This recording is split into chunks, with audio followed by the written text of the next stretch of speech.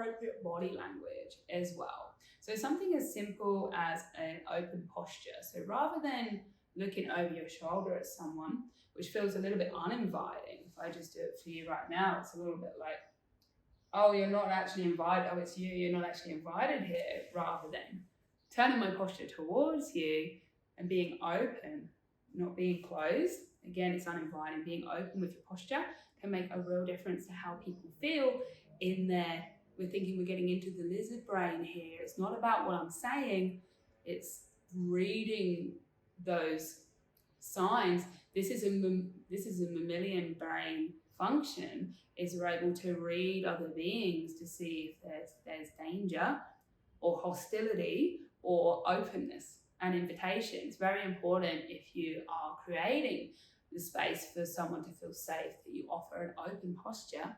And with the words that you choose as well, make sure that they are open and your tone is calm and relaxed. You're not going to talk to someone in an aggressive tone, because then again, it doesn't matter what you say, they're getting an aggressive and unsafe energy in the environment, and they're not going to want to partake. Within this open posture, you can mirror people. So if someone really does pull away and just say that they are in a very closed posture, then to make them feel safe and that you see them and that you validate them, you can go over to them and you can mirror them in that posture. And if they're acting small, you could act small. Hey, I'm just going to see how you're doing over here. And it lets them know that they are seen. Although people often, when they feel dysregulated, they want to hide, they're dysregulated, so they need co-regulation. They're not actually able to self-regulate at that point, they're hiding. So although they're hiding, they do still want co-regulation. They don't want you to come over and be aggressive, of course not.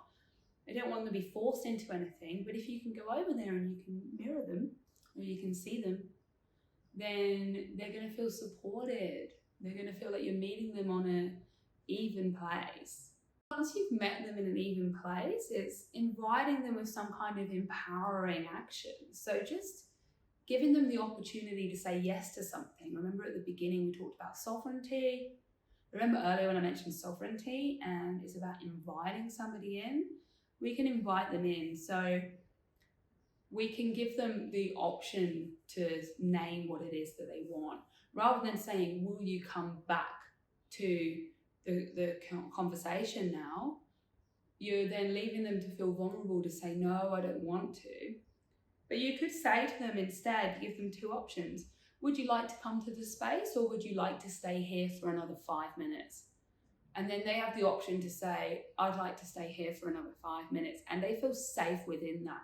You're not asking them to open up and be vulnerable. Or they have the option to say, yes, I want to come back into the space. So again, they're telling their body that they're making that executive decision to come forward. When we're referring to the kind of communication you're going to use with someone who's feeling dysregulated, only ask questions for the purpose of your clarification. So we're not going to make them feel more vulnerable by asking them to open up about things they might not feel comfortable with. We just ask them things for clarification. Like one is, are you feeling vulnerable right now? Or is there something else going on? So then you're only asking questions for your own clarity. If they say, oh, there's something else going on, you can say to them, would you feel comfortable sharing that with me? Or would you rather come back and not share that? You're always giving them those two very safe options, and you're only asking questions for your own need of clarification in those moments.